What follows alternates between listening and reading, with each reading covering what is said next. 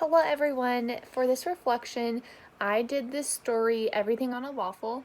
This is by Polly Horvath and illustrated the front cover by Gina Frischking. And the publisher I found was Polly Horvath, and the copyright date was 2001. About 150 pages, and this would be a good book for the middle school age region to read.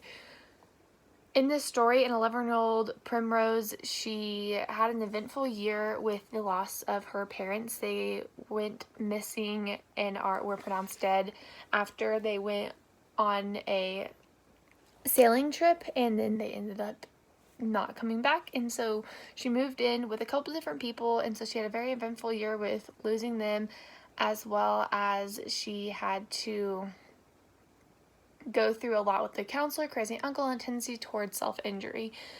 She's truly the only person that believes her parents are still alive and that they are not actually dead, and she holds into that hope that they will at some point come about. Some important characters in the book is, of course, Primrose, and then her uncle Jack, who she lives with for a little while, and then also Miss Honeycutt, who works in the schools, and her counselor.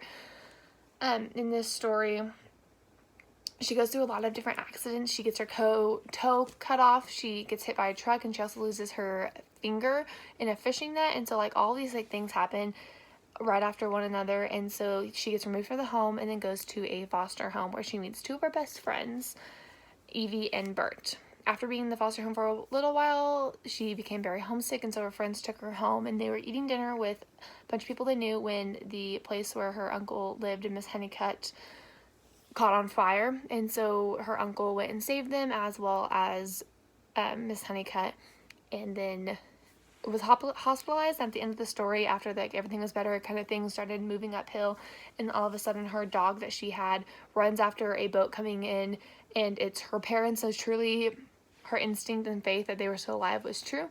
So all the trials that she went through were okay now because her parents were alive.